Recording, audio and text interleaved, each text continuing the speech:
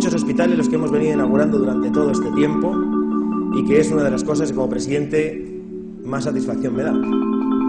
Porque un hospital es siempre una apuesta de las de verdad, de calidad y de igualdad de oportunidades.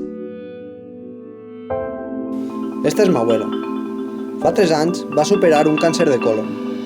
El varen operar a l'Hospital de la Ribera, a una habitació individual molt confortable. L'any següent li trobaren el mateix a ma mare. Per sort, també ho ha superat. Per curiositat, m'he construït un arbre genealògic de patologies, per veure l'herència genètica i anar triant-ne alguna que m'agradaria tindre. El resultat és fantàstic. Jo tinc 26 anys i gràcies a la situació econòmica i les recents reformes sanitàries em quedaré sense dret a prestació gratuïta en els hospitals i centres de salut que la Generalitat acaba de privatitzar. Què faré quan vinga el meu càncer de colon? Anem a l'Hospital de la Ribera per veure el panorama que ens espera.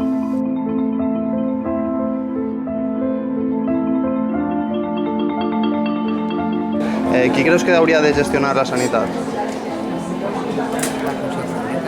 La consellería. Para mí, el servicio público. La sanitat la tindrà que gestionar un hospital en un agent professional de gestió. Home, no crec jo que els polítics hauran de ser els que toca, no els polítics, perquè cada un posa la pilota en puesto l'altre. Lo bonito es lo que tenim, una sanitat per tots igual. Pública i gratuïta. Este hospital és de l'Estat o de qui és? Sí. Està privatitzat. Està privatitzat. Ja fa anys. ¿Vostè sabia que el gestiona una empresa privada? No ho sabia. No. Entonces, ¿para qué pagarem? ¿Para privatizar-lo? ¿Para pagar? Yo crec que si pagarem no és per privatizar-lo, és per fer-lo com toca. Mire que conforme està fent-se bé. Hasta la fecha. ¿Creus que así en este hospital está funcionando bien la cosa? Hasta la fecha sí, en mi s'ha portat bé. Si m'he olvidat alguna cosa, me toca, no m'envien carta. Com en qualsevol altre lloc de València, no? Pues tenim gestió privada, que segons diuen va molt bé, però a la vista està el que n'hi ha. I què et pareix que una empresa faci negoci en la teva salut? Fatal. Pues malíssim. Me pareix molt mal. A mi no me pareix bé, però és el que n'hi ha. Els han votat, tenim majoria i el poble ha decidit que facin el que volien i ens han de conformar amb el que n'hi ha. Pues, si és precís, si està tot tancat, no n'hi ha puesto ni per sí ni per ningú puesto. Han d'anar a on mos tinguin que agarrar. Bueno, pues hacer negocio mal. Un negocio con la salud no está bien. Negociar con la salud. No me pareix correcte. Que faci negoci en especial. I que hagin anunciat que ara tots els centres públics seguiran este model? Pitjor encara. Jo treballo en uno de més de conselleria de moment. Que facin negoci amb la meva salut, és normal. Un metge s'ha preparat el metge no em cura per amor a l'arte, em cura per uns diners. El gestor que està veient la cola d'ací està per uns diners. A mí en temas de sanidad y educación, mal. El capital nada más busca el beneficio y si no hay beneficio al final no tinc res que dir d'això. Si mentre funciona igual, que ens atenguen bé i au. Així, estic vigint hores, demanes hores, tarden 4 mesos, 5 mesos, no necesito. Lo que sí me gustaría saber es si se hacen sustituciones en los hospitales y todo, porque no es normal que desde el punto de la mañana hasta que se sale esté siempre todo abarrotado de gente y cada vez más gente. Este hospital se hizo para las dos riberas y viene gente que no pertenece a las dos riberas. Se está desviando parte de la salud pública, de hospitales públicos o a los privados. Tendremos que reducir en 16.500 millones de euros el desfase entre ingresos y gastos para el conjunto de las administraciones públicas. Però què està passant-li a l'estat de benestar? Està deixant sense protecció aquells que més la necessiten, jubilats, joves sense feina, immigrants. La gratuïtat i la universalitat s'està esfumant davant dels nostres ulls. Però la salut no era un dret universal? La salut, jo crec, no deu ser, és un dret universal. Espanya té signat el document de drets humans de la ONU de l'any 48. I en aquest document figura com a un dret de tota persona humana el dret a la salut. Per tant, el compromís que té este país a nivell internacional és que la salut és un dret del ciutadà. I la nostra Constitució diu que el govern o l'Estat ha de procurar un sistema de salut. Home, jo crec que això és una cosa indiscutible de fa molts anys. Jo crec que la salut no se pot negociar ni res, sinó que és un dret realment bàsic de la població. Perquè tot el que no sigui això, el que farem és discriminar a una gent respecte a altra gent, i està clar que és els sistemes que n'hi ha fora del nostre context. En Estats Units, la cobertura poblacional del sistema públic alcança al voltant d'un 30% de la gent. Ahí n'hi ha una bolsa d'uns 30-40 milions de persones que no tenen cobertura sanitària de ningún tipus. Pienso que ha de ser un derecho universal, pero no me gusta nada como está planteada a nivel humano. A ver, es una necesidad básica y lo que no puede hacerse es dejar a la gente tirada. El tema més fort que no es pot plantejar per a nosaltres és el tema de la migració. Jo crec que la migració, siga la que siga, és a dir, qualsevol ser humà, primer fer de ser humà, té que ser atès. A la qual cosa jo penso que els metges, igual que s'han plantejat objeccions de consciència en altres coses, que no són tan importants, digues l'avortament, digues el que està molt clar que en aquest cas n'hi ha que ser objeccions de consciència. Si és així, jo tinc clar que no penso deixar a un immigrant, sigui el que sigui, amb papers o sense papers, a la porta de cap de lloc sense tenir. I això és una de les coses que aquest govern s'ha atrevit a fer. Jo crec que això el que està creant és incrementar la xenofòbia. I això és molt perillós en la situació actual. Igual hi ha gent que diu és una barbaritat el que ens costa, és una barbaritat el que ens pot passar. Perquè no podem deixar a gent sense ninguna assistència, només que assistència d'urgències, sense tractaments. Perquè qualsevol país que no tinga la sanitat com toca pot tindre de tota classe d'epidèmies i d'històries. I aquí anem molt de cuidar amb això. Que es pugui gestionar millor o pitjor, per supost, com qualsevol una altra empresa o com qualsevol altra activitat. Lo deficitària, insostenible, uno té diners per lo que vol. De fet, fa uns anys, quan tota la gent es comprava Porsche Cayans, ningú dia si era sostenible o no sostenible. Uno pot sostindre lo que vol sostindre. La sanitat pot ser sostenible, pot ser una activitat que pugues mantenir, òbviament. La sanidad pública es cara, la sanidad privada también es cara, porque la sanidad está mal planteada. Es un negocio, con lo cual es caro, claro, porque un negocio tiene que ser rentable. Entonces cuesta mucho mantener eso. La sanitat pública, home, no ha de ser excessivament deficitària, però no cal que tingui beneficis. El que cal és que compleixi la seva tasca, que és el de donar cobertura assistencial pública i de qualitat. Espanya és un dels països europeus que dedica un percentatge del producte interior brut més xicotet a la sanitat. Crec que així estem al voltant del 6,7% del producte interior brut, mentre que la resta de països de la Unió Europea estarien quasi en un 8%. I així i tot, la nostra qualitat de vida, la nostra salut, la nostra expectativa d'anys de vida i tots els paràmetres de com es medís a nivell mundial si un sistema és eficient o no, estem en la capçalera dels sistemes i damunt estem en la mitjana o per baix de lo que costem. Si ens fixem en Estats Units, que seria el país cap al que ens encaminem en aquest procés de privatització, resulta que el gasto sanitari està al voltant del 16 o el 17% del PIB. És quasi el doble de lo que ens gastem nosaltres. Que fet i fet, a hores d'ara, som econòmics, productius, eficients, eficaços i de qualitat. Per què és cara, al nostre parer? Perquè hi ha que analitzar tots els factors que incideixen en la sanitat. En la sanitat incideix, per un costat, la inversió que faça i la financiació que faça el govern. Govern central i Generalitat. Evidentment, hi ha un problema de sostenibilitat, perquè n'hi ha evidentment està infrafinanciada, però bueno, ells ho saben, porten dècades dedicant a salut menys de lo que cal. Això què passa? Que n'hi ha un deute crònic que va augmentant. Des de fa 18 anys, el que estigui passant en sanitat en la Comunitat Valenciana és responsabilitat del govern de la Generalitat. I des del primer dia han fet una aposta ideològica sobre si calia o no introduir mesures de pública-privada o noves formes de gestió. Segon punt, les gerències dels centres, que tenen que administrar bé. Però ara anem als gestors, als administradors, que ho miren en criteri d'empresa.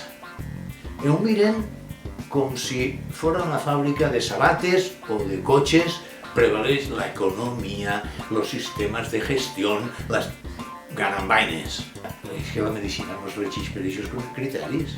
La medicina és una altra cosa que no té res que veure en això. I després n'hi ha bolses d'ineficiència, de duplicitats, etcétera, pero res que no es puga resolver. Hay un despilfarro brutal y no tanto porque se gaste el dinero en tonterías, sino porque muchas veces se duplican gastos o directamente los gestores, que además cobran unos sueldos estratosféricos y que son los responsables de que las cosas se hagan bien, no son capaces de controlar lo que tienen que controlar, contratan a empresas externas para que hagan su trabajo y encima, eso que sale carísimo, tampoco sirve porque luego hacen las cosas mal hechas. El antiguo hospital estaba organizado por pabellones, entonces para trasladar a los pacientes de urgencias a cualquier sala para ingresar había que utilizar a veces ambulancias. Construimos un monobloc precioso para ahorrarnos una serie de gastos adicionales, porque decían que mantener el hospital viejo era muy caro. Resulta que gastamos más en luz, gastamos más en agua y pagamos 35.000 euros al mes, 400.000 al año, para tener una ambulancia que no sabemos qué traslados hace. Porque claro, ahora como ya no es pabellonar el hospital... S'han invertit prop de 400 milions d'euros en un complex amb 260.000 metres quadrats construïts, un megahospital amb xifres que desborden la imaginació. A banda de que jo soc dels que pensa de que la Fe Vella tenia panya i que la Fe Vella és un gran hospital que només té 40 anys i que és una barbaritat que els que han deixat allí dos sales només de crònics terminals. Pero alguien pudo más y decidió cambiar el hospital de sitio, explicando que era más rentable. ¿Para quién? Se compró un solar. ¿De quién? Després van decidir com el feien, després qui el feia i quan valia. Aproximadamente 2 años antes de las elecciones autonómicas, se empezó a hablar del traslado al nuevo edificio. Mucho personal, sabiendo que ya estábamos en crisis, pensó que no se debía hacer porque montarlo suponía un gran gasto. Pero para eso están los gerentes y los políticos. Y por encima de todo, se inauguró, aunque no estaba acabado. Han tardat massa anys i en el moment de decidir que ho han fet de pressa, s'han gastat massa, no han tingut diners per a pagar que acabaren l'obra, ni a un pavelló sense acabar, que és on anava el centre d'investigació, laboratoris, anatomia patològica... Entonces, se punxa, se trau la sang en la Fe Nova i tot això se'n va en la furgoneta a la Fe Vella i allí fan els anàlisis. Otro ejemplo, la lavandería. Sigue en el edificio antiguo. Está privatizado y todo el material sucio y limpio tiene su consiguiente transporte y gasto elevado. Els gestors i els polítics no van fer la seva feina. Diguin el que diguin. És un hospital, primera, que desde el punto de vista arquitectónico es... El edificio fue diseñado por un arquitecto que no había visto un hospital en su vida y tampoco tuvo ganas de asesorarse.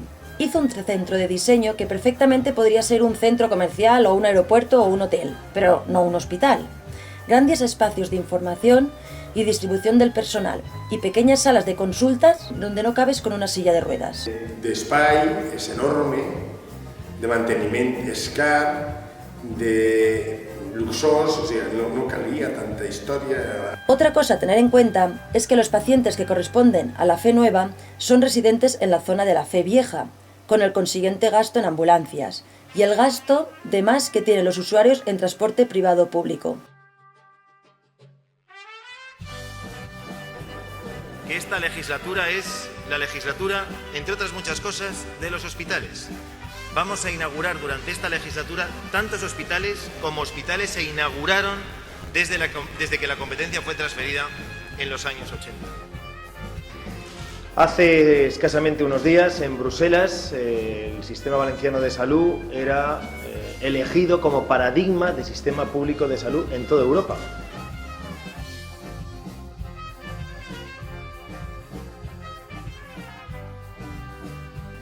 Lo fonamental és el malalt. I tot el que se faça que no vaig en el camí de millorar l'atenció dels malalts està equivocat. Tercer punt, els que treballen en els centres, que tenen que rendir i tenen que produir. El metge tendeix a fer-se funcionari. El metge tendeix a dir, no, és que són les 2 i jo a les 2 acabe. Un metge no acaba a les 2. Un metge acaba quan ha fet la seva feina. I això hauria que clavar-lo en el cap a la gent jove. Que la feina del metge és atendre bé els seus malalts i no en teatre. És molt important sempre en organitzacions tan complexes com és un sistema sanitari tenir uns recursos humans realment bons. I no és que la sanitat no tinga uns recursos realment bons, que els té, sinó que tinga un autèntic control de recursos humans. No estic dient en això que es tinga que treure la fusta, òbviament no, però tal volta premiar d'una manera millor la persona que està esforçant-se per millorar el sistema i, escolta, arribat un moment, tindre la capacitat de poder cridar l'atenció a aquell que no rinda lo necessari, com passa en qualsevol empresa privada, sense perdre de vista tots els drets d'un treballador. El malalt el que necessita és un metge. És el més important i necessita un metge en el que ell tinga confiança. Per tant, tot el que tendeix a trencar la relació que deu haver entre un metge y un malalt va per el camí.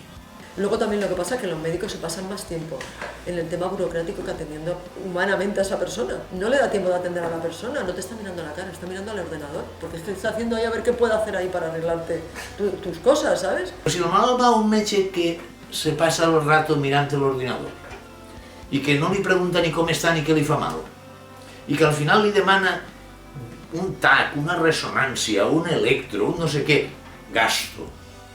I si malalt no es posarà bo per moltes coses que li facin. L'exemple d'això que estic dient me'l va donar un amic meu del meu poble que té 82 anys. Che, Ramon, saps que m'han operat? Che, tu, i què t'ha passat? Diu, la pròstata. I com ha anat? Diu, bé, diu, vaig anar l'altre dia al cirurgià que m'havia operat i tot el rato mirant allí la pantalleta, tot el rato mirant la pantalleta, i me diu que estava molt bé, que me'n podia anar, que allò estava fenomenal y que no había ningún problema, esté tranquilo, que esto está muy bien, ha salido todo muy bien, los análisis son normales. I quan ja vaig veure que ja no... D'això li vaig dir, escolta, digue-li a la maquineta que pixa sang. Eixa anècdota és un reflex del que està passant. O sigui, eixa relació fonamental, sense la qual no existeix la medicina, de relació de confiança entre el metge i el malalt, tendeix a perdre's. I si es perd, serà caríssim i roïna. I això és barato i eficaç. Per tant, eixa relació. I ahir qui és el culpable? Els dos. El malalt i el metge. Quart punt, els usuaris. A mi no m'agrada la paraula usuari, jo preferís dir-li ciutadans. Usuaris és d'altres coses, de la societat de consum, però la malaltia no és d'usuari, em sabes.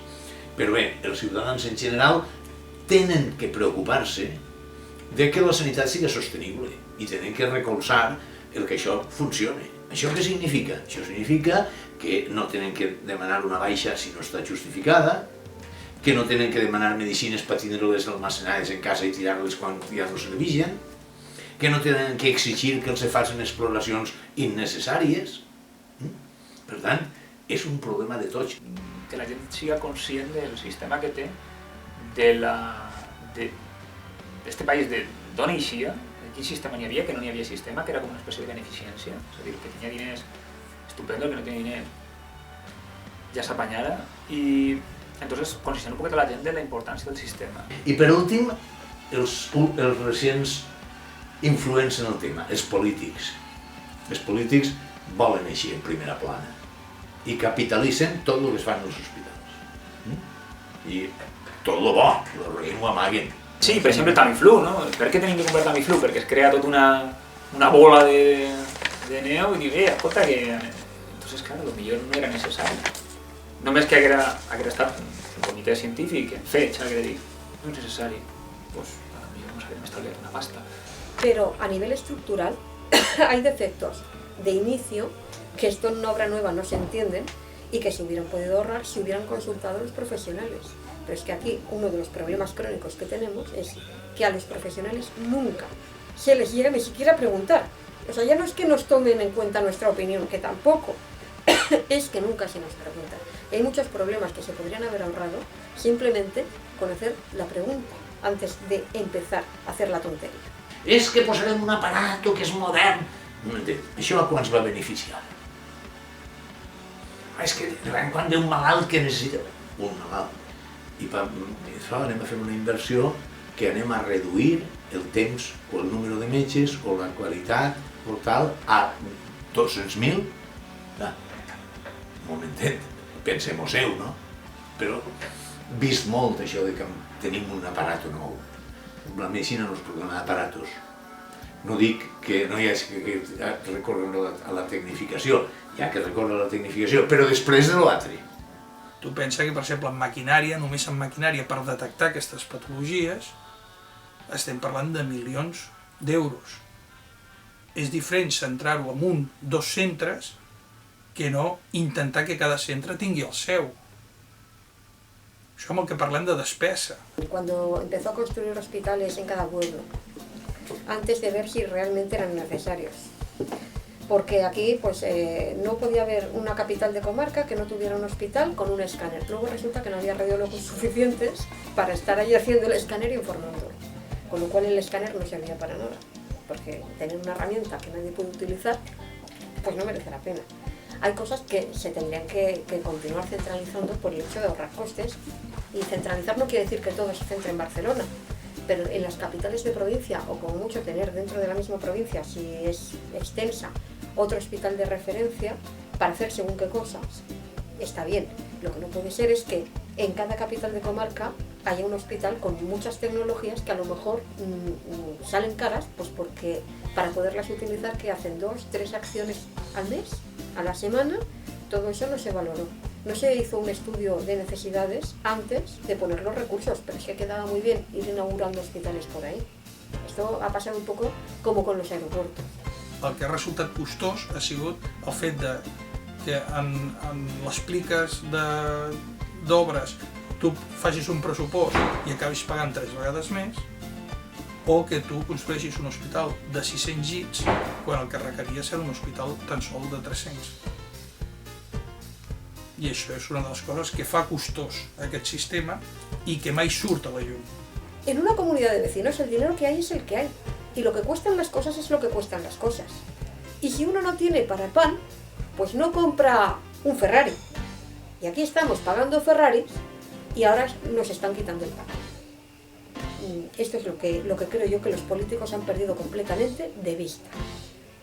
Creo que están en sus despachos muy cómodos, que muchos de ellos desconocen completamente la realidad del territorio que gobiernan. Que se ha ido gastando y se ha ido gestionando todo tan mal desde el principio que ya está llegando un momento en el que es insostenible. O sea, ya hay tanto despilfarro y tanto despropósito de todo, y tanta falta de ética que con este ritmo pues és insostenible.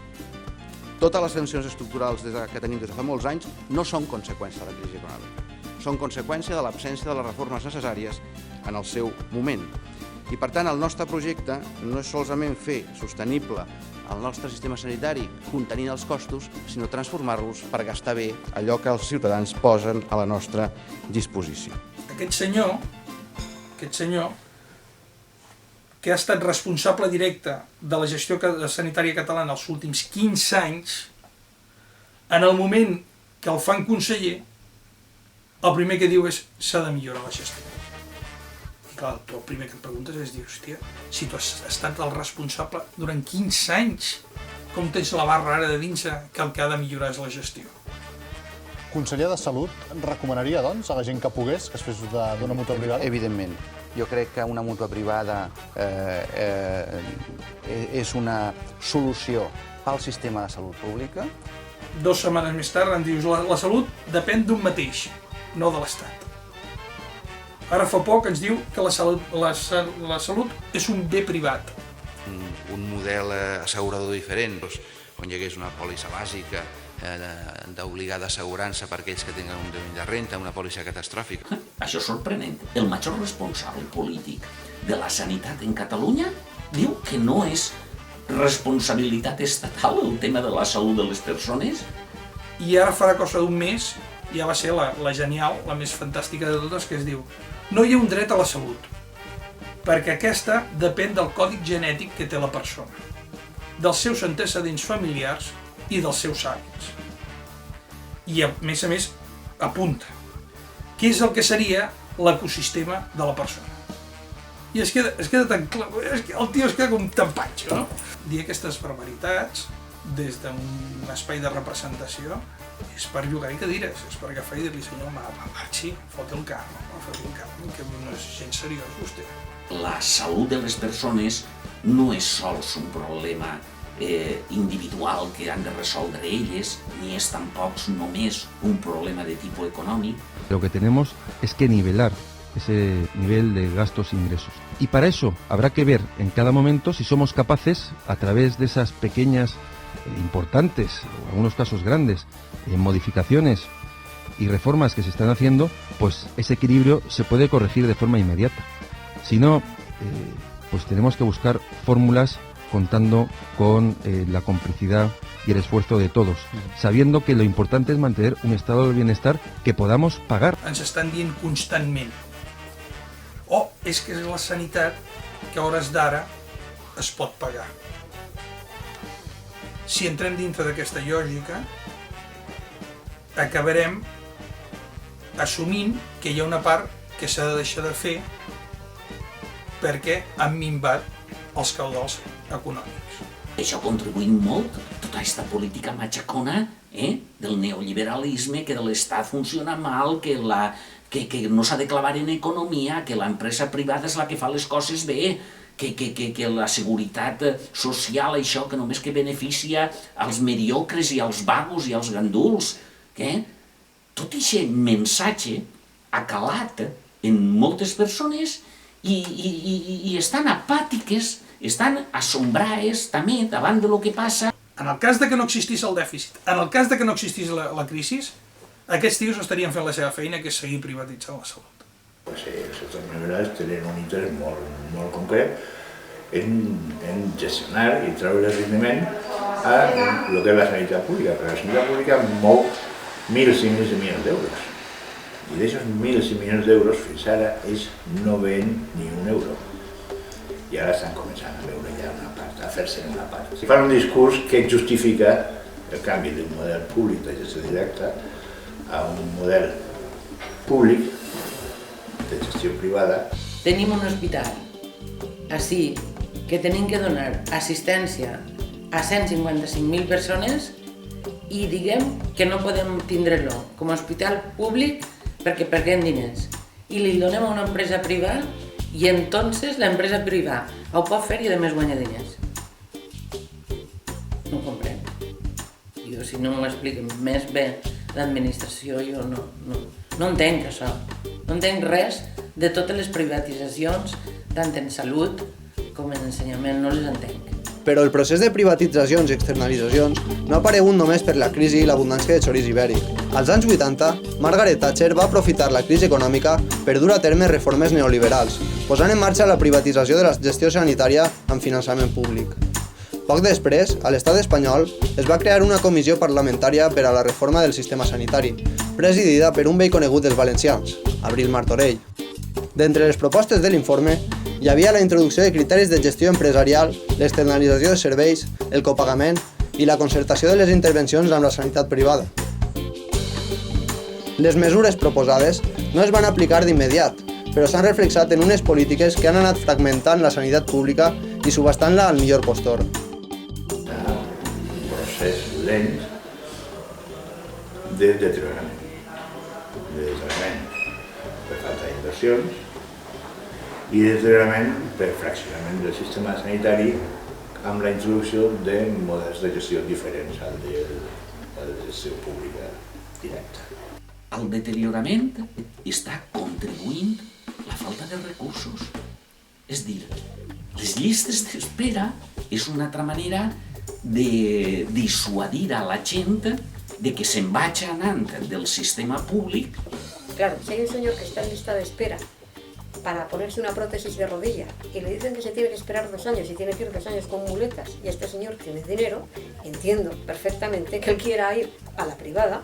És una forma d'anar privatitzant, doncs això és una cosa que ha estat passant així en la Comunitat Valenciana en els últims 20 anys. Vaig tindre que fer-me una ecografia per al tema de la pròstata. Va tardar 9 mesos en fer l'ecografia. Menos mal que no era un xiquet, ¿no? Sí, menos mal que no era un xiquet. Yo creo que si estuviera bien hecho y con gente responsable sería más eficiente una gestión pública, indiscutiblemente. Y además creo que hay dinero suficiente para poderlo hacer y para poderlo hacer bien hecho. Aquí el problema es mala gestión. Yo entiendo que el sector privado también tiene que buscarse la vida, pero entiendo que bueno, las ofertas tendrían que ir por otro lado. Perquè una altra part dels processos de privatització són els concerts. O sigui, en un moment determinat pots concertar pues, que algú t'ajude, algú de la privada t'ajude a la prestació del servei públic. Però una cosa és que això passi en alguns moments i una altra cosa és agarrar-ho com a marxeta. Els cèlebres plans de xoc se'ls fa eixa crítica. Un pla de xoc no és una cosa que ha de perdurar en el temps i en canvi perdura. Aleshores, què passa? En l'assistència mèdica es claven estos interessos econòmics. Pues començaren per lo que no era sanitari. Per això es començaren per la cuina, per la neteja, per la seguretat. I quan vegeren que això podia funcionar, entonces començaren a pegar-li mosseig a la sanitat, de veres. El primer que s'intenta externalitzar tot aquell que es puguen mesurar fàcilment, totes aquelles activitats que es puguen mesurar, a l'hora de treure si té beneficis o té pèrdues. Entonces, si és la dinàmica, el que s'està fent ara. Si sabemos por experiencias que laboratorios centralizados, anillos radiológicos, anillos de servicios de oncología, etcétera, que funcionan, ¿qué estamos haciendo para ir repitiendo experiencias de éxito que permitan reducir gastos de un modo, si la tecnología hoy nos lo permite? I quan resulta que se privatitza unes exploracions i la sanitat pública diu és que així no ens estalviem fer aquestes instal·lacions. Però clar, si després n'hi ha un ús abusiu d'aquestes exploracions que resulten cares i les té que pagar la sanitat pública perquè faci negoci l'empresa privada, doncs això contribueix a que sigui deficitari. I de fet, els poquets estudis que s'han fet a nivell molt local el que demostren és tot el contrari, és a dir, que externalitzar fora al final es paga molt més que si tu tingueres aquesta prestació dins o inclosa en el teu servei. El més cridaner i el més escandalós està lligat al tema de l'externalització de les ressonàncies magnètiques. Això ha sigut, per lo que es veu, un malgastament de diners públics. Va ser una decisió político-ideològica, és a dir, inclús hi havia una gran bronca en la Societat Valenciana i Espanyola de Radiologia perquè fer-ho així era introduir la privada en la pública, els locals que són de tots nosaltres, perquè ho paguem els nostres impostos, se cedeix a una empresa i aquesta empresa allí portava el material i el personal. El malalt el té segur, es comencen a enviar-li malalts i com paga la Seguretat Social i no paga el malalt, doncs el xorro d'ingressos està garantitzat. Aleshores, qualsevol professional pot demanar ressonància magnètica si li dóna la gana. Això ha sigut un disbarat total. No n'hi ha una mida, un filtro para demanar aquestes proves. Què vol dir? Que s'han disparat totalment. A més, tenim més ressonàncies magnètiques en el País Valencià que en qualsevol altra autonomia de l'estat espanyol, inclús en conjunt, que és una bestiesa. I això implica que hem estat pagant, i estem pagant aquestes ressonàncies magnètiques a preu d'or. Quan això es va denunciar, el conseller de Sanitat va dir que això el que implicava era que els valencians tenien millor accessibilitat que la resta del món. Claro, el triple vol dir, a més d'irradiar als ciutadans, vol dir el triple de gasto que no és necessari.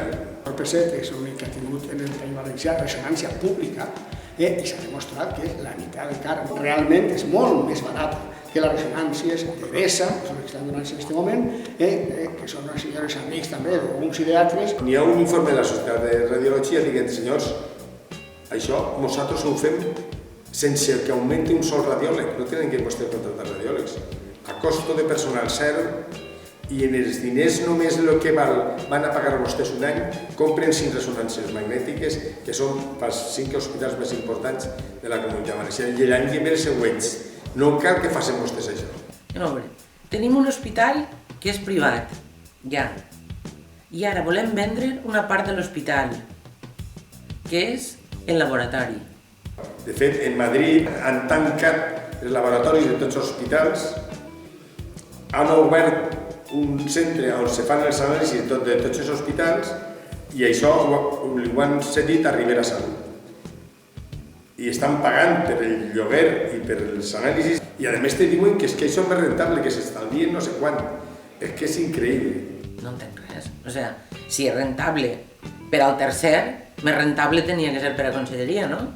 Entonces, clar, els professionals dels serveis centrals estan lluitant molt per a no perdre el coneixement, perquè al final, quan tu externalitzes un servei mèdic d'aquestes característiques, estàs perdent també el coneixement, el factor de coneixement que tens dins de l'hospital. No és el mateix tindre un laboratori externalitzat a 40 quilòmetres que tindre el laboratori físicament en l'hospital, en els professionals en els quals pot demanar consell o en els quals pot demanar col·laboració d'una manera més directa.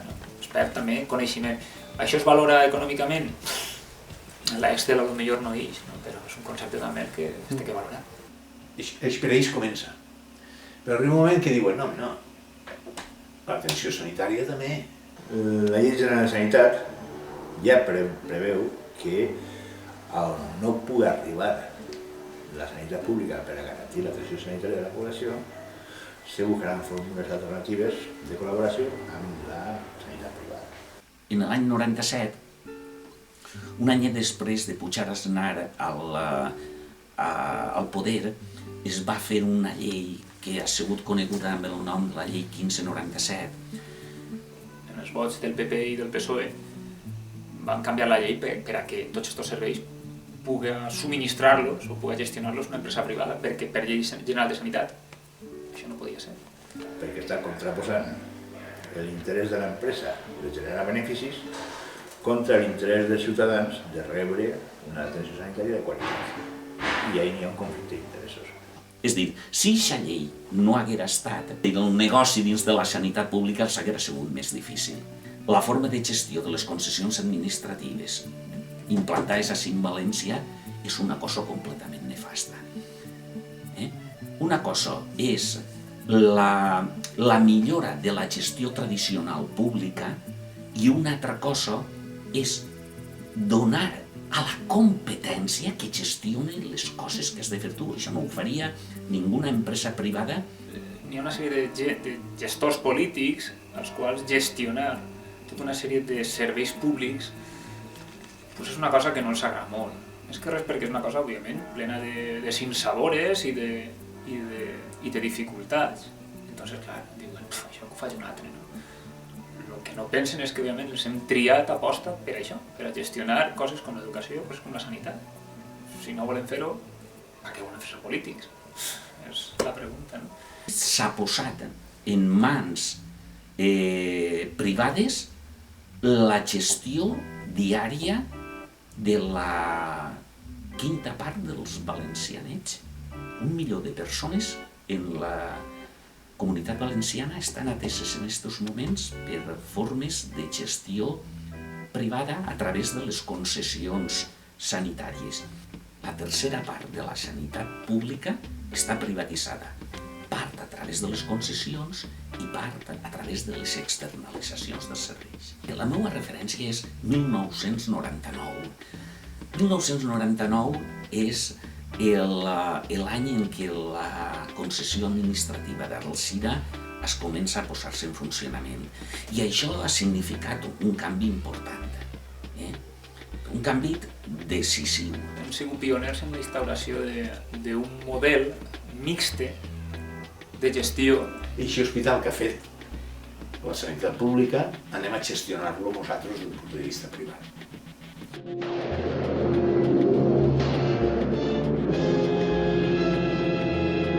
Era el primer centre públic de gestió privada d'Espanya i això que va provocar tants recels va acabar encunyant el terme model Alzira, que augmenta l'eficàcia del centre i és responsable en part de l'escassa llista d'espera. Give my creation life! I el CIRA té 3 fases. La primera, van fer un contracte per X anys a tant per ciutadà i any. La empresa adjudicatària és una unió temporal d'empresa, una UTE, formada per de tot, no? des d'una empresa mèdica o eminentment mèdica, bancs i caixes que fiquen diners i també inclús constructores i tal que busquen diversificar capital. El sistema o el model de concessió administrativa és un sistema de finançament directe, que és el sistema capitatiu per el qual l'empresa rep anualment una quantitat econòmica per habitant de la seva demarcació sanitària. En un principi l'experiment no funciona molt bé. Quan varen veure que no guanyaven diners, van dir que no guanyem, no us preocupeu. Varen augmentar el cens de la Ribera, al Seixant-la, i així no guanyaven. Com que als gestors d'Alzira no els eixien els números, al 2003 la Generalitat va rescindir el contracte, pagant 25 milions d'euros en concepte de lucro cesante i altres 42 per despeses d'amortització, el que representava un 40% del pressupost de construcció de nous centres d'aquell any. Se li té que pagar als adjudicataris del concurs per el concepte d'haver paralitzat la gestió, es fa un nou concurs en unes noves condicions. Surt no sols l'hospital, sinó a més tots els centres de salut, o sigui, tota la sanitat de la comarca de la Ribera, casualment, a més del doble per ciutadà de lo que era sols l'hospital, i casualment se fa càrrec la mateixa empresa. Y yo soy totalmente partidario de un modelo de financiación capitativa que financia la salud, con lo cual los recursos del sistema se dedican a ello. Pues per cada una d'aquestes persones rep 670 euros anuals. És el finançament directe i transparent, el fiscalitzable, però n'hi ha altres sistemes de finançament. La primera va ser incrementar la gent que hi havia, la segona va ser amb malalts d'altres comarques des de la Generalitat, des de la Conselleria de Sanitat, els enviaven al CIRA. El problema és que, clar, el capitatiu et dona un diners, una quantitat fixa, i tu necessites un variable, tu necessites més ingressos. I aquests ingressos tenen que vindre d'uns altres departaments i tu tens que oferir coses a la resta de departaments o als pacients d'altres departaments per a que vinguin al teu hospital a operar-se i tu després passar una factura a l'altre hospital. Estem que fer un esforç molt important per ser competitius, per atraure els malalts al seu hospital. Com hi havia molt de problema d'altres hospitals que eren menuts, com el de Dénia, que tenien menys serveis, pues entonces lo que es feia és derivar-lo al CIRA. I en aquest cas la conselleria li pagava la facturació al CIRA. O sigui, això era molt rentable per a l'empresa. I entonces són preus que són prou alts. Això ens costa moltíssim més car. És un finançament indirecte que a més se presta al frau, perquè clar, si jo tinc un hospital ben equipat amb el CIRA i per contra estic deteriorant els hospitals públics que n'hi ha al voltant, el que estic fent és forçar la derivació de malalts dels departaments de colindants al del CIRA i estic generant-li un negoci addicional. Però clar, a costa de què? A costa de deteriorar la sanitat pública dels departaments colindants. És a dir, la tecnologia s'ha posat en llocs molt concrets. Per exemple, el buc insígnia, que és el CIRA, ahí s'ha posat una tecnologia bona per poder competir perfectament en altres hospitals de l'entorn, si hi ha un hospital, per exemple, de Xàtiva o altres. com han apostat per aquesta tecnologia perquè tu derives malalts i siguin un poc, entre cometes, centre de referència d'altres hospitals comarcals igual que la Ribera. Així de fer una àrea de diagnòstic sobredimensionada, perquè molts pacients d'altres departaments són operats en el CIRA perquè els seus departaments no tenen capacitat de resposta per a cobrir la seva llista d'espera. Quins poden ser aquests processos? Com sempre tenen que ser processos quirúrgics de poques complicacions, una cirurgia menor o parts, per exemple, el tema dels parts, arribar al CIRA, i tens que fer-ho atractiu. Com? Pues, òbviament, el tema de l'epidural. Les xiques que havien estat així estaven tan contentes i tots ens recomanaven que vinguera a aquest hospital. Així m'entera de tot, m'han ficat l'epidural. Per què els altres no garanteixen l'epidural en el parts? Si la sanitat pública és universal i és equitativa. Les llistes d'espera, per exemple, de l'Hospital del CIRA, saben perfectament que van primeres de fora, perquè se cobra, és un tema abans que comentaves al principi, el dret universal de la sanitat, de la salut, i el que està ocorrent quan la cosa està més privatitzada o privatitzada. Els hospitals de referència, fonamentalment la FE, que facturaven coses que ens envien cada vegada que n'hi ha un abuelo en pluripatologia o que s'allarga l'estància, a la FE o on puga ser. I com després les factures les té que enviar la Generalitat i són els amigos de l'alma, pues no saben què passa en aquestes factures. Suposa que per ahí són els comptes del model Alcira i perquè ara és un model que triomfa. Que el model Alcira suposa sempre que has d'estar recolzat per uns hospitals terciaris o uns hospitals de referència que t'ajuden en certa manera a descongestionar-te de casos que com diuen, trenquen el capitatiu. Que té un tractament crònic i ha d'estar un oncològic o un pacient en VIH. Tots aquests, òbviament, no són pacients que, si has de tindre un negoci basat en el capitatiu i en els processos, no t'agraden. Tu el que prefereixes és que el capitatiu entre i els processos siguin el més rendibles possibles i el menys complicats possibles. Una cirurgia menor, en gent jove, sense problemes, que no estiga només un parell de dies en l'hospital i no faci més gasto. Entonces, més o menys és el model Alcira i és el que es vol exportar. Si medim tots aquests gastos, quin preu és el que ens costa la sanitat que està donant-nos la Comunitat Valenciana? Quin preu és el que està costant-nos? Si en realitat no és el preu que ens diuen de la càpita, és la càpita més si envien traslados, més tot el que cau darrere. Entonces, el preu és, jo pense, que és molt més alt que el que ens podria donar gestionant-ho com toca la sanitat pública. Però el finançament capitatiu s'ajusta molt a la despesa real i fins i tot el que busca és rebaixar. És comptabilitat creativa. Han reduït el 20%, estupendo. Tenint en compte sempre que Ribera Salut no paga per el transport sanitari, les ambulàncies no les paga, els medicaments queden fora també. Hi ha una sèrie de capítols que estan fora d'aquest capitatiu, és perquè això s'encarrega la conselleria, per tant és un concurs molt ad hoc, és a dir, en unes condicions collonudes. Si uno selecciona la població i opera moltes hèrnies i se lleva de damunt les canses de sofà, clar que és més barat, home, clar que sí. Però és que això és fer trampa. Tu tens que agarrar tota la patologia del sector i entonces fer números. Després, hi ha que veure si l'atenció que tu prestes és la correcta o no és la correcta. A nivel usuarios, la calidad baja el nivel porque hay que ganar dinero. Para ganar dinero hay que reducir muchas cosas. Entonces, desde tener menos médicos porque teniendo menos médicos se gana más dinero, hasta en el material sanitario, en el material quirúrgico, en los aparatos en las salas de operaciones, en ambulancias, en médicos de familia, en enfermeras, en pediatras, entonces se reduce. Eso a nivel usuario.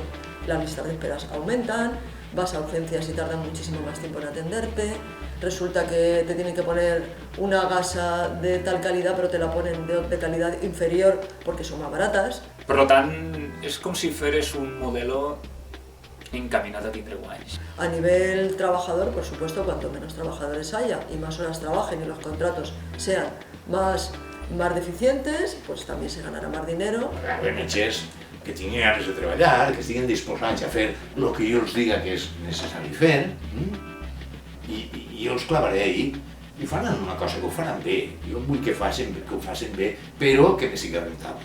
Com una pressió directament del empresari damunt de tu, vigilant-te, i si no fas la cosa aixina, pues tu te'n vas al carrer. O sea, és una sensació de por que en aquesta sensació jo no sé hasta quin punt el professional està tenint com toca a l'usuari.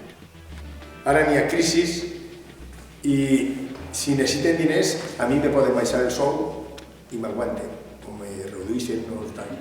Ells tenen un contracte en vigor i quan redueixen, a ells no els van a reduir. I tu imagina't que en aquest moment 1 milió de valencians està atesos per aquesta empresa, que diguen o m'aputxes o tanque, que ja han fet algun conato d'amenaça. Si jo resulta que veig un problema, com han vist, molt complex, multifactorial, jo veig difícil fer que el malalt canvi de forma d'actitud, que el metge canvi de forma d'actitud, que els gestors se'l vegin d'una altra forma. I jo dic, mare de Déu, això, canviar això. I llavors meu i me diu, jo això t'ho resolc fàcil, fas això, això, això. Clar, és atractiu. Que ell guanyi diners, bueno, que guanyi diners. Però si guanya diners i a mi me resol el problema, i me'l resol ja, i no hi ha queixes massa, no hi ha massa queixes. Home, el model té que funcionar perquè ha sigut una aposta, diguem-ne, pionera de la Comunitat Valenciana i no pot eixir rana, no? És a dir, el govern del Partit Popular ha apostat fort per el model Alzira. En aquella època, de llevar pacients ahí, primer, garantía de que Alzira anava a tindre un balanç positiu al final de l'any. Perquè, clar, el buc insígnia del model sanitari del PP no pot tindre un forat econòmic. Hola, bon dia. La sanitat valenciana està d'aniversari. Avui se celebren els 10 anys d'un hospital pioner, l'Hospital Universitari de la Ribera, Alzira, el primer centre sanitari públic, però de gestió privada, que s'ha convertit en paradigma de model sanitari. Sembla que hagin descobert les Amèriques i no sé, aquest model ja existeix i ha tingut els resultats, de vegades bons, de vegades roïns, els seus problemes. Suposa que per això s'esforcen en que tinga bons resultats per a poder vendre-lo. Per això, avui, al Museu Príncep Felip de València se commemoren estos 10 anys i l'èxit d'este model, l'anomenat model Alzira, un congrés que ha inaugurat el conseller de Sanitat, Manuel Cervera, i que on més de 500 professionals de la medicina d'arreu del món estudien i analitzen este model que ja s'ha exportat des de la Comunitat Valenciana a molts altres centres hospitalaris. La Comunitat Valenciana és deficitària en llits. La construcció dels nous hospitals, pràcticament de tots els nous hospitals que s'han obert, llevat del de la Plana, s'han ficat dins d'esta dinàmica. Es una de las posibilidades de desarrollo del grupo el gestionar hospitales ya existentes, que la Administración X ceda la gestión de un hospital ya en funcionamiento al Grupo Ribera, así que sería una de las posibilidades de desarrollo.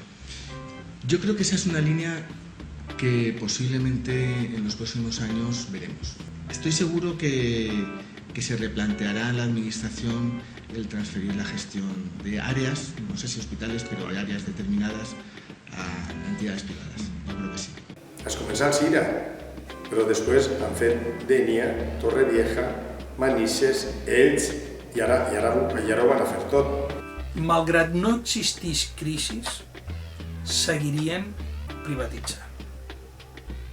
Estan utilitzant la crisi per fer-ho en plan animal, en plan bèstia. No n'hi ha res que no es pugui resoldre. Estem davant d'un sistema de salut que té problemes, però que els problemes no se resolen així. No se resolen privatitzant. La privatització no és per estalviar, És un problema ideològic, volen privatitzar. És una història que porten dècades darrere d'això i ara veuen que és l'oportunitat de fer-ho.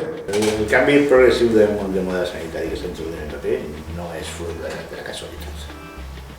Això és una operació tramada i meditada i planificada en temps i on no s'ha deixat res a l'atzar. Era un negoci que, escolta, a la Comunitat Valenciana es venia a fer negoci sanitari. Va haver un repartiment entre les principals asseguradores mèdiques i els nous hospitals. Començant per Alzira. El següent va ser Torrevella. De Caues se va portar Dènia... El de Manises, Sanitas.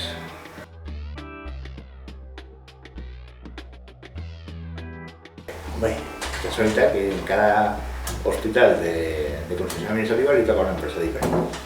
Un hospital per cadascú. I, bueno, en els resultats que n'hi ha. Independentment de que el soci capitalista de darrere siga quasi sempre un element comú, que és Ribera Salut. La part de la sanitat pública gestionada privadament és un monopoli d'una empresa. No, de una empresa no, d'un grup d'inversió. Tenemos que movilizar todos los recursos, la industria farmacéutica, las farmacias deben ser aliados, nos debemos plantear el sector privado, cambiar nuestro modelo de negocio, probablemente ya no vamos a poder crecer a 2 dígitos y hemos de plantearnos que hay que cambiar para trabajar con la administración también nuestro modelo de negocio. De les privatitzacions se beneficien companyies privades. Està clar, la companyia que explota un hospital, la companyia que se queda serveis secundaris de cuina, de seguretat, de determinades exploracions, això són companyies privades que van a guanyar diners. Home, la sanitat és un negoci, la sanitat és un gran negoci, de fet només has de mirar en les cotitzacions en bolsa de les empreses farmacèutiques, són que tenen beneficis brutals, és a dir, la sanitat és un negoci i ben portat. Per què? Perquè és una cosa que té, no sé, qualsevol economista t'ho dirà, és a dir, més tard o més prompte tindrem que passar per ahí. És un tros de pastís que està ahí i que la gent, i que el sector privat vol clavar el cap, no? Perquè és molt rendible, pot ser molt rendible. La gent, de fet, per salut és capaç de gastar el que faci falta. No n'hi ha preu, ningú pot posar un preu a una vida, per tant, tot el diners que faci falta. Per tant, que n'hi ha interessos econòmics en la privatització, evidentment, és la seva missió. És que si no, no existirien les empreses privades. Que jo sàpiga, les mútues no són ONGs, que jo sàpiga. O sigui, les mútues quan es fiquen en un lloc és per guanyar calés. Si la sanitat pública és deficitària, com pot ser que s'estiguin donant d'hòsties per entrar dintre d'aquest mercat? Serà perquè la sanitat pública tampoc és deficitària, perquè jo no conec cap empresa que es fiquin als jocs per perdre calés. M'emprenya molt, i a vegades ho he comentat, és com veus la publicitat que hi ha avui en dia en el que és les televisions i les ràdios, vas pel camí sentint la ràdio, i és tremendo com es nota la pressió que hi ha per les mútues, com a garantia d'estar tranquil, com a garantia que et tracten millor. Com s'estan aprofitant les mútues de la legislació que els estan generant els polítics, quan les mútues estaven gairebé quebrades. Hi havia mútues que estaven gairebé quebrades i les salven de diferents maneres. Una d'elles dient per llei que tota empresa es tenia que acollir una mútua. Arribem a la barbaritat de posar en dubte la sanitat pública. Avui estan llevant problemes gravíssims, perquè mentre un especialista de la pública t'està dient, escolti, vostè no pot anar a treballar perquè les seves condicions no li permeten, la mútua t'està donant l'alta. Perquè per la mútua no ets un usuari, per la mútua ets un número. La mútua cobrarà envers els objectius que li traci l'empresa. I si l'empresa, l'objectiu és d'absentisme d'un 5%, tot el que surti del 5% ho acabarà rebent la mútua. Hi ha un conflicte d'interessos també, no? Clar, però això és un dels problemes de la privatització de la sanitat. O sigui, quan tu deixes de ser un usuari i passes a ser un número, i a tu se't té que treure una rendibilitat econòmica, ja no estem vetllant per la teva salut. Estem vetllant per altres coses. Este año Sanitas ha crecido su beneficio un 7,5%, dejando el beneficio en el año 2011 en 91,8%. De los ingresos del grupo Sanitas hoy quedan en 1.531,2 millones. Y las mutuas privadas están frotando las manos porque ven que esto va en retroceso. O sea, vamos a estar como hace 25 o 30 años, pues que mucha gente tenía su mutua privada. Entonces, claro, había gente que no tenía otro remedio porque la sanidad pública no era universal, había muchos colectivos que no entraban dentro del régimen de la seguridad social. Pero es que ahora, aunque entremos todos dentro del régimen de la seguridad social, el problema va a ser que no van a poder atender a todo el mundo en condiciones. Estic d'acord en que les empreses, quan aposten per algo, tenen que guanyar diners. Lo que no estic d'acord és que els usuaris de la Marina Alta siguem usuaris de segona o de tercera, perquè no tenim la mateixa assistència.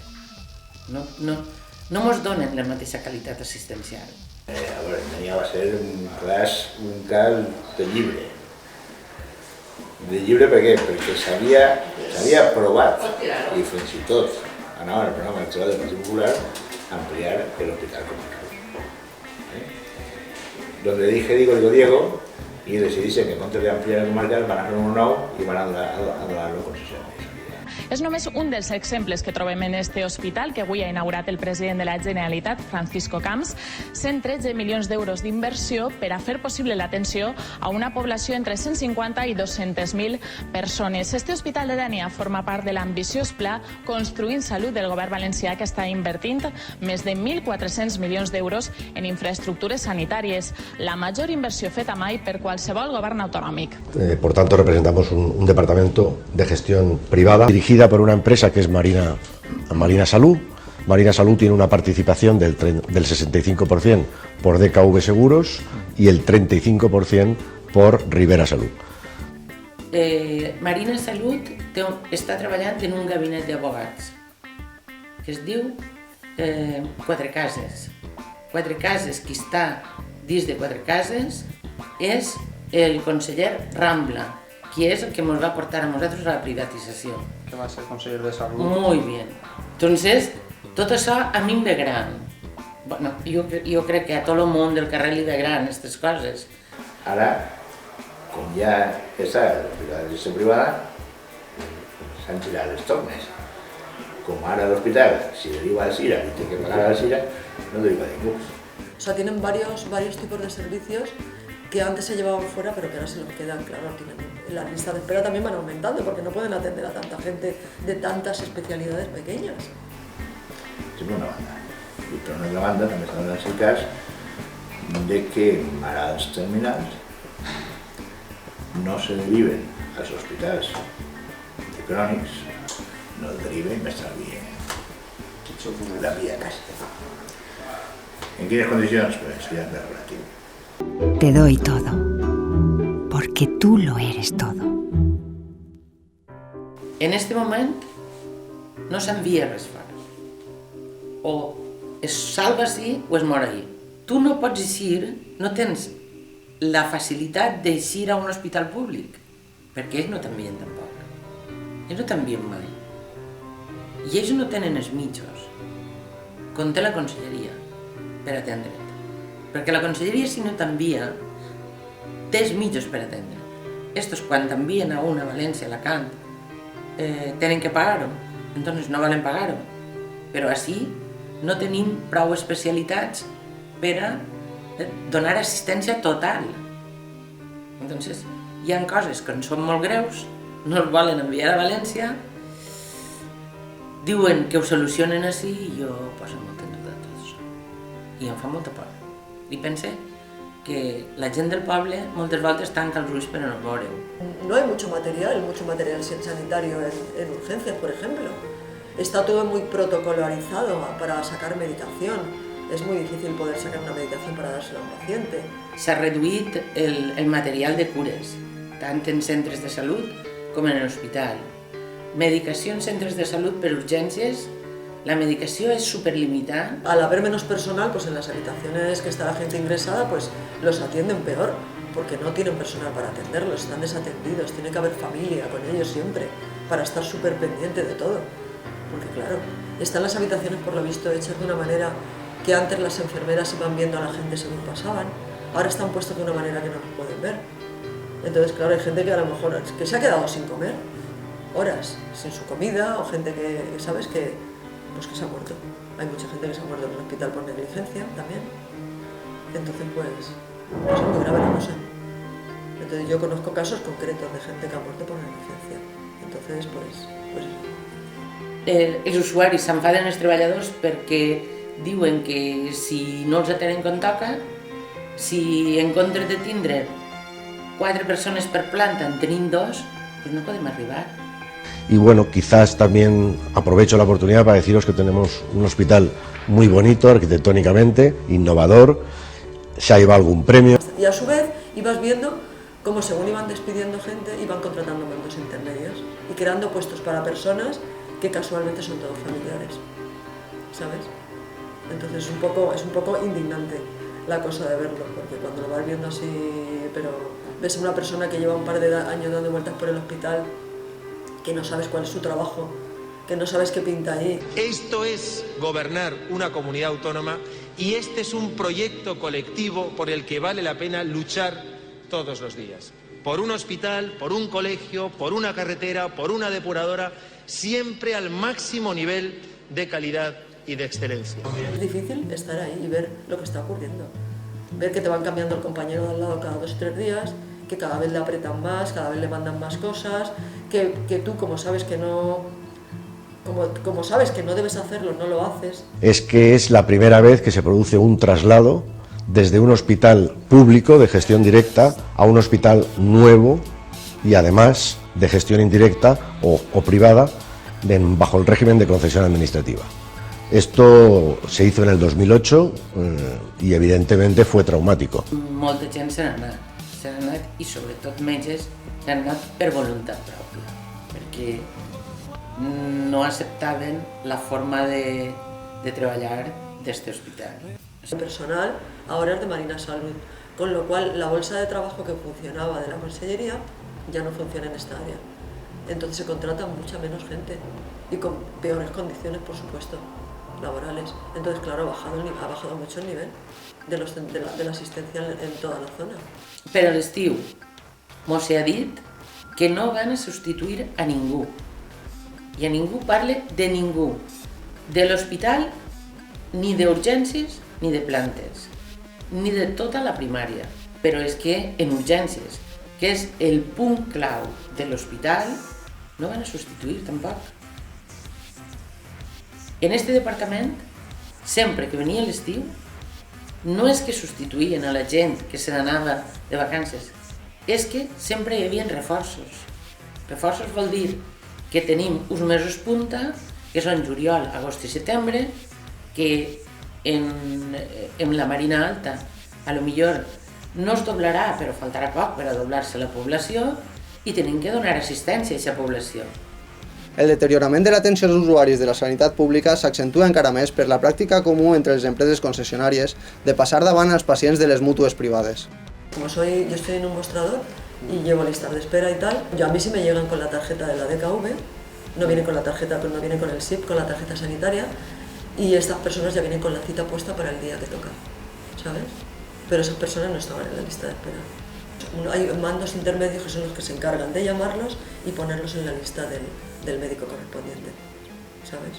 Entonces una persona que tiene que ir al cardiólogo, la lista de espera del cardiólogo está una media de 4 o 5 meses para que te atiendan, esta persona pasaría directamente de esta semana a la que viene a la consulta del cardiólogo, sin tener que esperar pasar por la lista de espera. No entra dentro de las listas de espera, ¿sabes? Entonces, claro, es el uso de un paciente privado.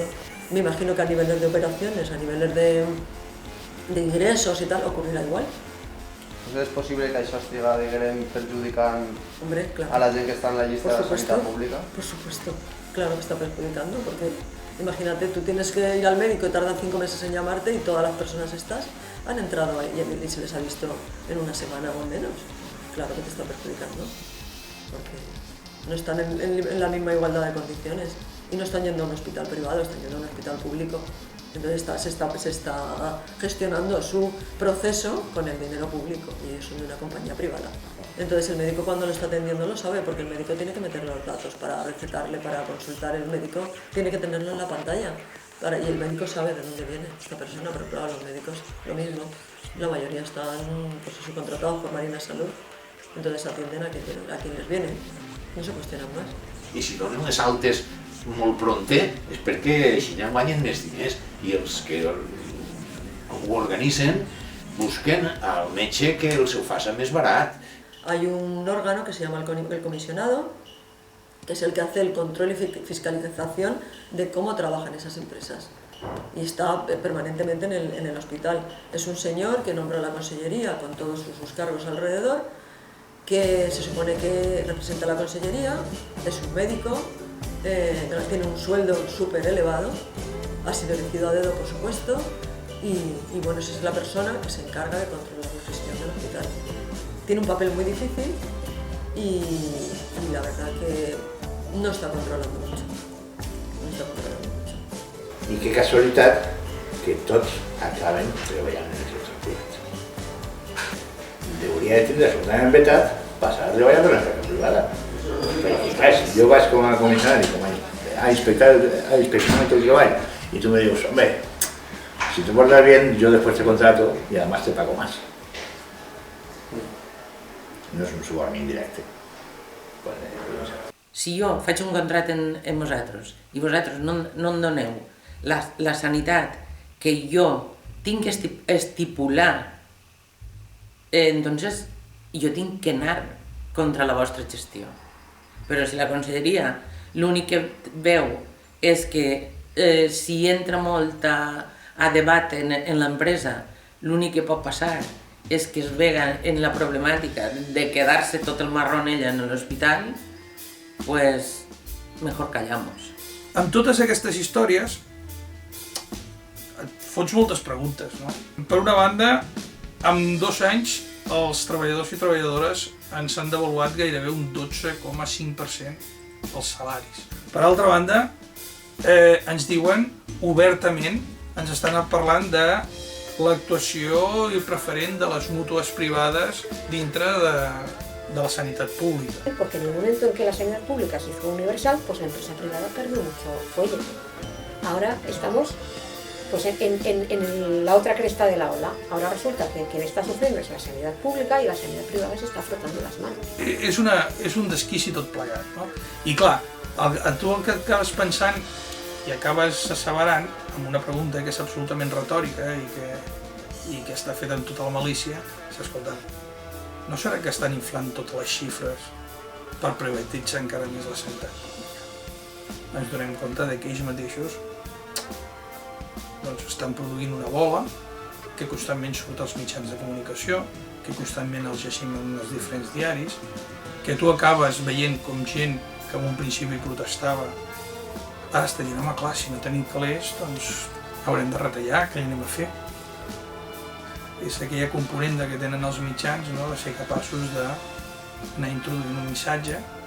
No me convenç en absolut el que se facin les retallades a on s'estan fent. És a dir, un govern com el valencià que s'ha gastat tots els diners que ha volgut en les fórmules 1 i en els calatrades i en coses i ha abandonat l'educació i la sanitat, que ara faci retallades en educació i sanitat és d'una mala gestió que hi hauria que demanar responsabilitats als governants per haver tan mal. Així n'ha clar. Perquè, clar, el deute que té en aquests moments la Generalitat és inassumible. Estan volent que s'oblidem de per què està la Generalitat Valenciana en la situació en la que està econòmica. Està en situació de quiebra, algú ha gestionat mal i si no és sols mala gestió, a més ha hagut corrupció. Tots sabem que s'ha establit un sistema absolutament clientelista d'amics i darrere està la sospita forta de que n'hi ha un sistema de financiació d'un partit que és el que governa.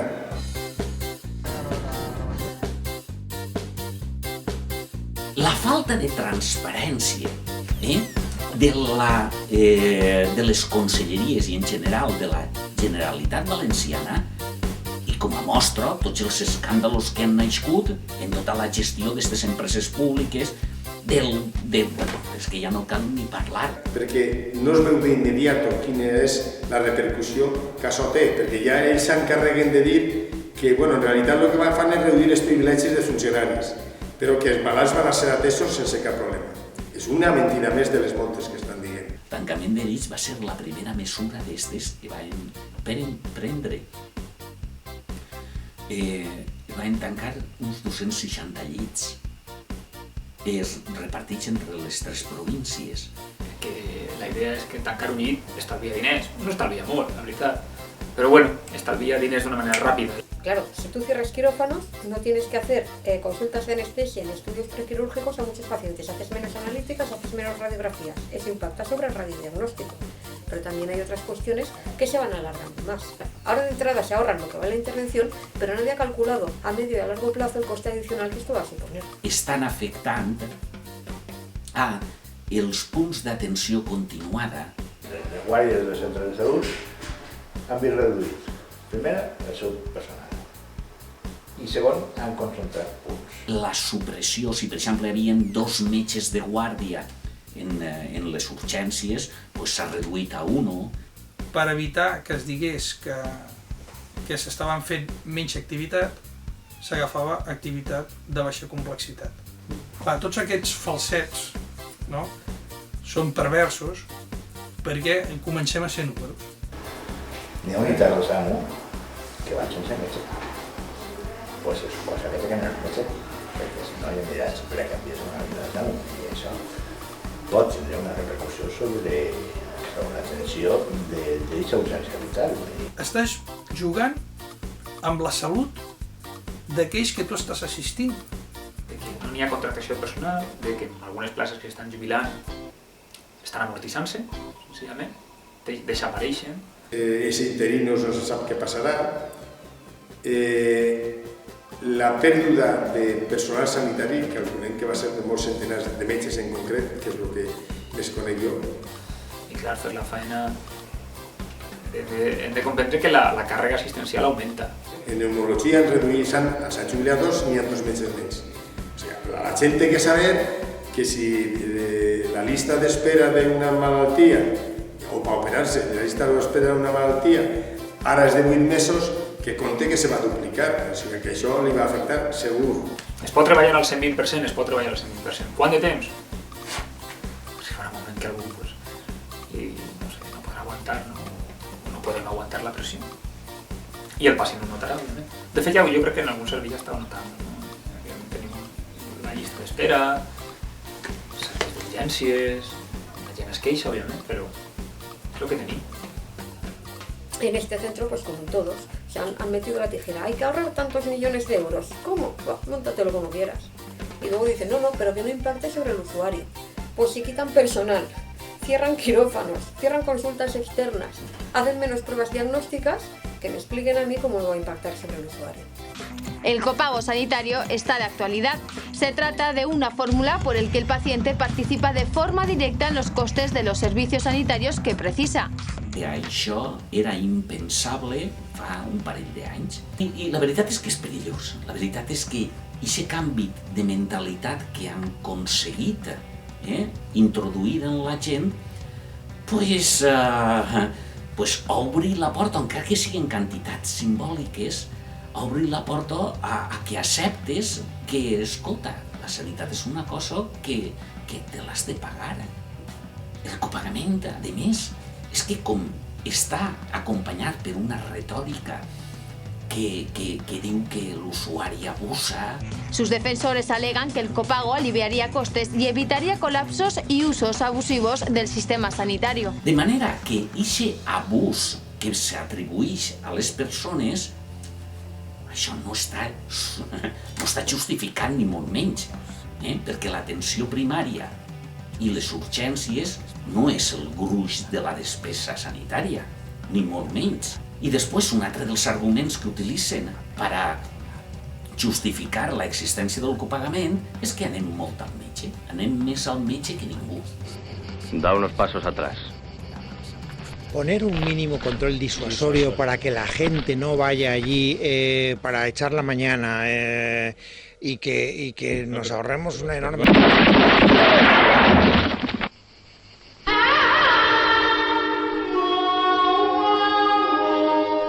Fuera de lo que es el ámbito de urgencias, yo no creo que haya una mala utilización, porque cuando uno decide ir al médico, pues es porque no se encuentra bien. Si luego resulta que es más el susto que la gravedad de la enfermedad, pues ya orientaré al médico y ya decidirá que para eso está. I les conseqüències que pot tindre la utilització del copagament. És dir, és que això, per lo que es veu, sí que és dissuasori. I el pitjor és que grava a la gent que està malalta de veritat. I aquest és un problema també molt greu que han plantejat en aquests moments en aquesta reforma.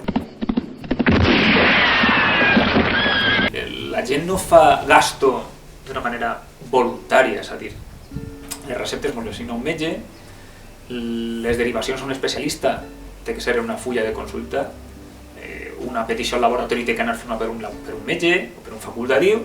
Per tant, el pacient realment, nosaltres només tenim dos portes d'entrada al sistema. Porta d'urgències d'un hospital, porta de la primària. Jo no puc anar per mi cara bonita a un quiròfano i dir, escolta, fiquen la pròtesi que l'han ficat al rei, ara que s'ha anat a Boguana. No podem.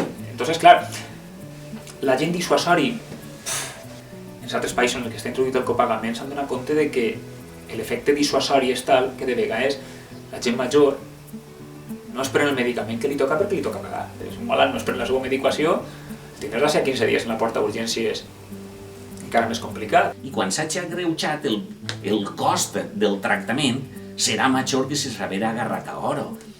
Y luego hay gente que tienen rentas muy bajas, que están en el paro, por Dios que estamos. Hay en este país casi 5 millones de parados. Hay jubilados que tienen pensiones que no llegan a los 500 euros.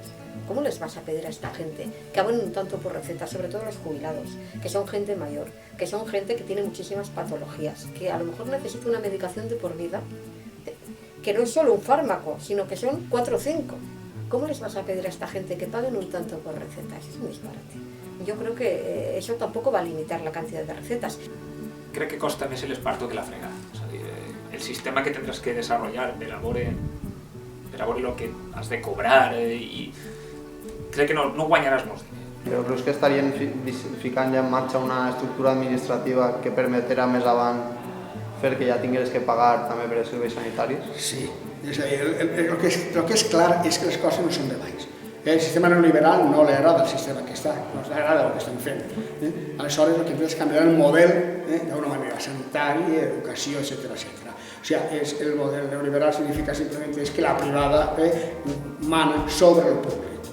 I això realment pot ser catastròfic. El sistema sanitari espanyol, els costs administratius de posar-lo en funcionament són molt xicotets comparats en els costs administratius quan els sistemes sanitaris tenen copagaments en funcionament. Per això necessita una organització molt més forta. I l'últim és perquè el sistema és insostenible. Anem a introduir el copago perquè el sistema és insostenible. Mira, el sistema és insostenible perquè potser tu no recaudes on tens que recaudar, però per cobrar €1 més per recepta el sistema d'un dia a un altre no passa a ser sostenible perquè tu li facis a un abuelet pagar €1 per recepta. El copagament, és una mesura més, però no és l'important. Vull dir, un dels problemes que tenim com a societat és que ens criden més l'atenció als titulars que no als continguts. I el copagament, sent important, és un titular. Estoy de acuerdo con usted que el copago o el repago no es la única medida, pero es una medida a considerar. Igual que lo es la privatización de la sanidad. Les guste o no, va a tener que pasar por ese aro.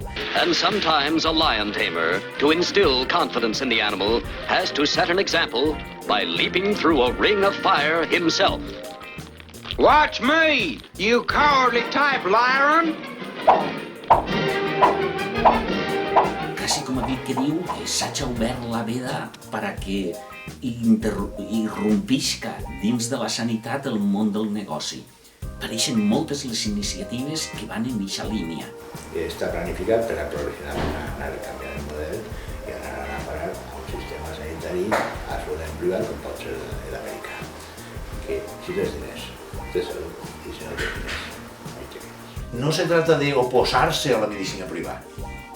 El dia que la sanitat pública funciona com Déu mana, la sanitat privada no tindrà res a fer.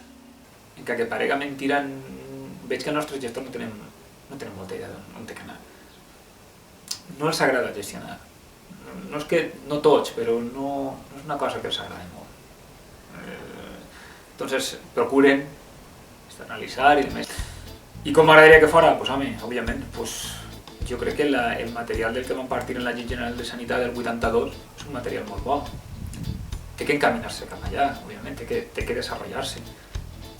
Tindríem que pensar que les coses poden solucionar-se també per una altra via. La solució no és fàcil, no és una solució d'avui per demà. Qui vinga diguen, jo en 2 anys resolc el problema de sanitat. No, no és possible. Són solucions a llarg plaç. Per això els polítics no s'ho plantegen, perquè els polítics el que busquen són solucions per dins d'esta legislatura. Jo, per d'ací 10 anys que se resolga, i a mi ja no me toca. Jo vull pronter.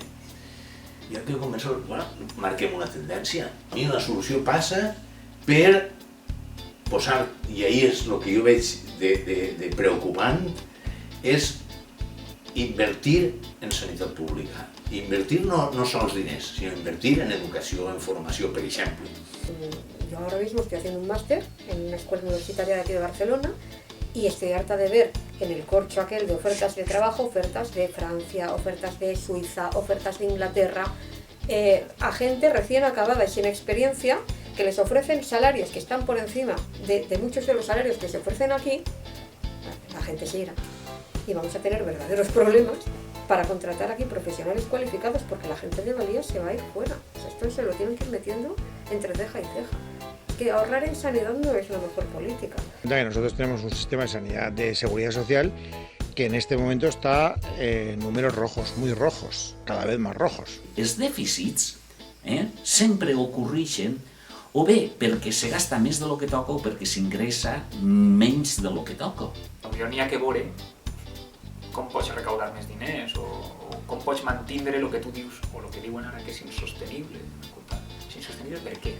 Crec que l'import total de lo que costa mantindre tot el sistema sanitari de salut equival més o menys a tot el fraude fiscal que n'hi ha en aquest país. Per un altre costat, és pràctica també habitual que es donen beneficis fiscals així en la Comunitat Valenciana que este any, per exemple, en els pressupostos s'han condonat 1.700 milions d'euros, més del 10% de llarg del pressupost. Escolta, i aquestes condonacions, com solen ser en impostos sobre el patrimoni, en herències, normalment recauen sobre les persones més adinerades. Tens que fer-te-ho mirar i començar a recaudar com Déu mana i tens diners de sobre per mantenir un sistema sanitari. El que no m'agrada és tirar-li la culpa al pacient, que el pacient pagui els plats trencats, per dir-ho d'alguna manera, per una mala gestió. El que ens estem jugant, i de forma molt greu, és la salut que tindran els nostres fills i els nostres nens. Perquè de seguir per aquest camí succeirà que tant tinguin, tanta salut, tanta capacitat econòmica tinguin, tanta salut podran tindre o es podran permetre. Perquè si aconsegueixen que la salut sigui un negoci, el negoci vindrà donat per l'aportació econòmica que tu tinguis. Si tu no tens capacitat econòmica, acabaràs no tenint salut. No n'hi haurà una equitat. I això pot ser també un perill a mig plaç a nivell de moviments socials. És a dir, si després se queixen, com diu el ministre de l'Interior, que vol legalitzar-ho tot, és possible que tingui que legalitzar-ho tot perquè la gent sigui al carrer. És normal. Que no pensen que no va repercutir sobre ells des d'allà. Si van a pagar el traslado en ambulàncies, si tenen que pagar les medicines, siguin jubilats o no, les pròtesis, els marcapassos, si la gent té que pagar per això, que sàpien que a partir d'ara van a tenir pitjor servici, van a pagar més i sols tenen una forma de lluitar contra això, que és avui per avui tenen dret a opinar, tenen dret a manifestar-nos. Y una de las cosas que no teníamos, que no ha delegado nunca, es no tener ningún tipo de entidad correctora desde la sociedad civil para poder controlar a los políticos y evitar que metieran la mano en la caja. Se confió en su honestidad y han demostrado que no merecían esa confianza. De tal manera que si les personetes de peu, els usuaris dels serveis públics, en concret el de la sanitat, no es convencem de una cosa que la gent sap. La gent s'estima el sistema sanitari més que qualsevol altre bé, però en canvi és com si acceptara resignadament que les coses no poden ser d'una altra manera. S'ha format una plataforma i intentem informar, però la gent passa un poquet. La gent s'encara directament a la persona que l'atén al mostrador i diu tu per què no m'atens o per què han tancat l'altre garito i vinc així i faig una fuga hasta el carrer. Però les coses gordes, aquestes no valen ni saber-les. Aquí falta cultura democrática y eso yo creo que nos ha pasado factura en el sentido de que yo viví la transición y recuerdo mucho la ilusión de la gente, la lucha de los barrios, de las asociaciones de vecinos, de los entes sociales para conseguir una serie de cosas que hacían falta, que la gente necesitaba y que habían costado muchísimo. Y en el momento en que se consiguió tener un gobierno democrático, es como si la gente hubiera dicho, bueno, ahora ya está, ahora nos lavamos las manos. Fa molt de temps que estem en crisi d'alternatives socials. I fa molt de temps que estem en crisi d'idees, de valors, de compromís, de lluita pel que és just, de rebel·lió i sobretot de dissidència activa contra el pensament únic. I això ja no correspon als poderosos. Això correspon a nosaltres mateixos. Si la gent es manejara una miqueta, no passaria el que passa. Per donar-nos compte que la força individual que la tenim, malgrat ens creiem moltes vegades que no podem fer-hi per res, si ho posem en l'espectre col·lectiu, tindrem molta més força. I aquest pas o el donem, o avui serà la sanitat, i demà serà qualsevol altra cosa. I dia a dia, any a any, acabarem perdent-ho absolutament. Jo crec que hem d'estar en el carrer contínuament. Ell explicant a la població, explicant a la gent que això que s'està fent és un atemptat, que això que està fent és gravar a la gent més marginal, més fotuda, la gent més pobra, i això no se pot permetre en un estat social, un estat de benestar, que és el que estem perdent. I el que van a perdre són els nostres fills i els nostres nets. Aleshores, n'hi ha que eixir al carrer, n'hi ha que estar contínuament increpant-los i contínuament en el treball, en la fàbrica, on siga, n'hi ha que increpar aquesta gent, perquè això no és possible. L'altre món és possible i este món no és possible, que estan fent en aquest moment. Estem disposats a acceptar la sanitat que ens diuen que ens poden pagar o el que tenim que fer és exigir la sanitat que realment necessitem per tindre una qualitat de vida digna. La gent té que organitzar-se, tindre molt clar què està passant, què és el que va passar, qui ho està fent, i evidentment, si tenen majoria, ara resulta que ningú s'ha votat, però ahí està en majoria absoluta. La gent que reflexione què és el que està passant i per què està passant, res més. Y es el momento de que grandes decisiones hagan pequeños los problemas, pero es que hace falta que de una vez por todas se tomen grandes decisiones. De manera que espavilar-se seria la lliçó que tindrien que prendre. Y algunos todavía dicen, Bruselas impone al gobierno español. ¿Están seguros? ¿Al ministro de Hacienda? ¿Tiene alguna duda el ministro de Hacienda sobre que hay que corregir el déficit público? ¿Alguna duda? ¿Alguna duda? ¿En serio?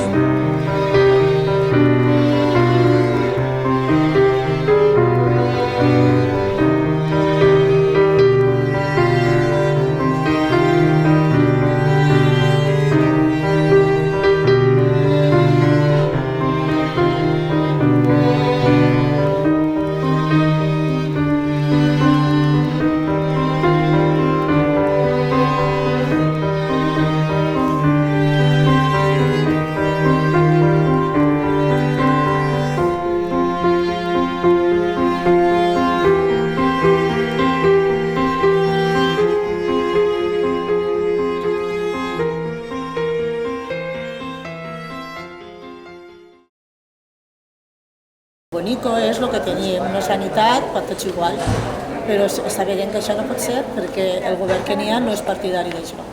Doncs els demés ens han de conformar perquè l'únic que poden treure és amargar-nos la vida, que ens peguen palisses així a dir-ho i a conformar-nos amb el que n'hi ha. Però pegar-nos palisses tampoc, si fas el que toca, no tens el per què de pegar-nos. Però te peguen. No, tu no fas el que toca, pues sí que pegaran, però si no, no.